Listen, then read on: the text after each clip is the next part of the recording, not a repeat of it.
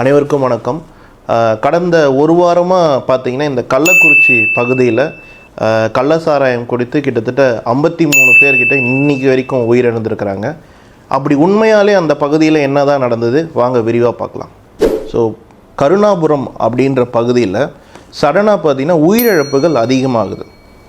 உடனடியாக ஒட்டுமொத்த தமிழ்நாடோடைய பார்வையும் கருணாபுரம் பகுதியை நோக்கி போகுது. ஸோ இந்த இன்சிடெண்ட்டோட ஆரம்ப புள்ளி எங்கன்னு பார்த்தீங்கன்னா இந்த கருணாபுரம் பகுதியில் திடீர்னு ஒரு 3 பேர் கள்ளசாராயம் குடித்து உயிரிழக்கிறாங்க. ஸோ அதன் பிறகு பார்த்தீங்கன்னா இந்த நியூஸ் அப்படியே பரவுது. உடனடியாக மீடியா பீப்புள் அங்கே போகிறாங்க. ஸோ அங்கே இருந்த கள்ளக்குறிச்சி டிஸ்ட்ரிக்ட் கலெக்டர் ஸ்ரவன்குமார் ஜத்தாவத் என்ன சொல்கிறாருன்னா, இது நேச்சுரல் காஸ் டெத்து தான், இவங்க கள்ளசாராயம் குடித்து உயிரிழக்கலை அப்படின்ற ஒரு ஸ்டேட்மெண்ட்டை கொடுக்குறாரு. ஸோ அதன் பிறகு இந்த 3 பேரோட உடலையும் இந்த கருணாபுரம் பகுதிக்கு அடக்கம் செய்கிறதுக்காக கொண்டு போகிறாங்க. ஸோ அவங்க சொந்தக்காரங்க எல்லாருமே அங்கே இருக்கிறாங்க, ஊர் மக்கள் எல்லாருமே அங்கே இருக்கிறாங்க. ஸோ அப்படி இருக்கும் பொழுது அங்கே ஊர் மக்கள் என்ன பண்ணுறாங்கன்னா, இவங்க தான் நேச்சுரல் காஸ் டெத்து தானே நடந்திருக்கு, நம்ம இந்த சாராயத்தை குடிக்கலாம், அதாவது இந்த கள்ள சாராயத்தை நம்ம குடிக்கலாம் அப்படின்னு நினச்சிக்கிட்டு திரும்பவும் அந்த சாராயத்தை அவங்க அங்கே இருக்கிற ஊர் மக்கள் எல்லாருமே குடிக்க ஆரம்பிக்கிறாங்க. ஸோ அதன் பிறகு தான் பார்த்தீங்கன்னா யாருமே எதிர்பார்க்காத அளவுக்கு ஒரு மிகப்பெரிய ஒரு துயரமான சம்பவம் நடந்திருக்குங்க.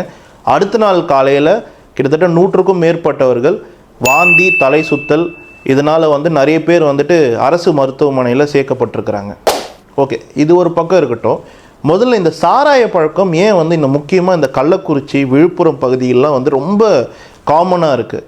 இதுக்கு காரணம் என்னன்னு பார்த்தீங்கன்னா, இங்கே இருக்கிற மக்கள், அதாவது இந்த கள்ளக்குறிச்சி, இந்த விழுப்புரம் சுற்று வட்டாரத்தில் இருக்கிற மக்கள் எல்லாருமே பார்த்திங்கன்னா வறுமை கோட்டுக்கு கீழே இருக்கிறவங்க, அதாவது அன்றாட கூலி வேலை செய்து கொண்டு பொழைத்து கொண்டு இருக்கிறவர்கள்.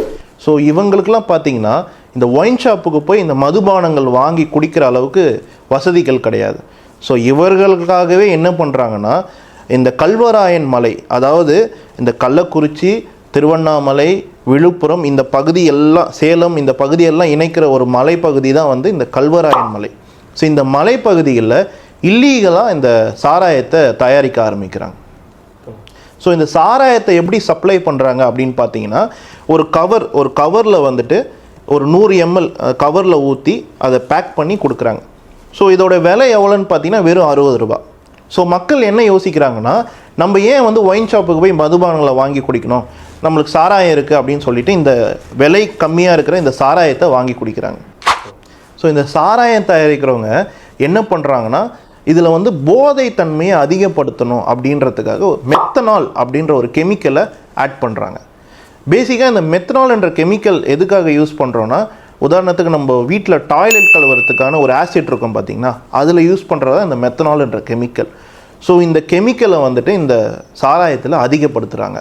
ஸோ இதை அதிகப்படுத்தும் போது என்ன ஆகுதுன்னா, அந்த சாராயத்தை நம்ம குடிக்கும் பொழுது நம்மளுடைய உடம்பில் நிறைய பிரச்சனைகள் ஏற்படும். கண் பார்வை பாதிக்கப்பட்டிருக்கிறாங்க. அதே மாதிரி பார்த்திங்கன்னா கார்டியாக் அரெஸ்ட், உடனடியாக ஹார்ட் அட்டாக் நிறைய பேருக்கு வந்திருக்கு. ஸோ இது வரைக்கும் பார்த்திங்கன்னா கிட்டத்தட்ட 53 பேர்கிட்ட, இன்றைக்கி வரைக்கும் 53 பேர்கிட்ட உயிரிழந்திருக்கிறாங்க. கிட்டத்தட்ட 100 பேர்கிட்ட சிகிச்சை பெற்றுட்ருக்கிறாங்க. ஸோ இந்த நியூஸ் இந்தியா ஃபுல்லாக பரவ ஆரம்பிக்குது. பல்வேறு அரசியல் கட்சி தலைவர்கள் கண்டனம் தெரிவிக்கிறாங்க. ஸோ உடனடியாக தமிழக அரசு என்ன பண்ணுறாங்கன்னா, இந்த கள்ளசாராயத்தை சம்மந்தப்பட்ட கண்ணுக்குட்டி என்கிற கோவிந்தராஜ் என்ற ஒரு நபரை அரெஸ்ட் பண்ணுறாங்க.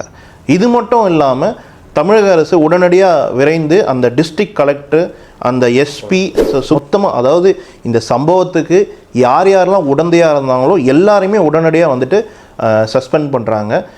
ஸோ அதன் பிறகு உடனடியாக தமிழக முதல்வர் மாண்புமிகு மு.க. ஸ்டாலின் அவர்கள் ஒரு அறிக்கையை வெளியிடுறாரு. அதாவது உயிரிழந்த குடும்பத்திற்கு தலா 10 லட்சம் வழங்கப்படும், அதே போல் சிகிச்சை பெற்று வரவருக்கு 50,000 வழங்கப்படும் அப்படின்ற ஒரு அறிக்கையை வெளியிடுறாங்க. ஸோ இது மட்டும் இல்லாமல் பெற்றோர்களை இழந்து வாடும் குழந்தைகள், அதாவது அப்பா அம்மா 2 பேருமே உயிரிழந்திருக்கிறாங்க அப்படின்னா அந்த குழந்தைகளுக்கு 18 வயசு நிறைவாகிற வரைக்கும் அவங்களுக்கு மாதந்தோறும் அவங்க கல்வி செலவுக்காக 5,000 ரூபாய் வழங்கப்படும். இது மட்டும் இல்லாமல் சிஎம் ஃபண்ட்லேருந்து அவங்களுக்கு எப்பயுமே 5 லட்ச ரூபாய் ஃபிக்ஸட் டெபாசிட்டில் இருக்கும் அப்படின்ற ஒரு அறிக்கையை இன்றைக்கி தமிழக அரசு அறிவிச்சிருக்கிறாங்க. ஸோ தயவு செய்து இந்த சாராய பழக்கத்தை வேரோடு அழிக்க வேண்டும். குடி நாட்டிற்கும் கேடு, வீட்டிற்கும் கேடு. நன்றி, வணக்கம்.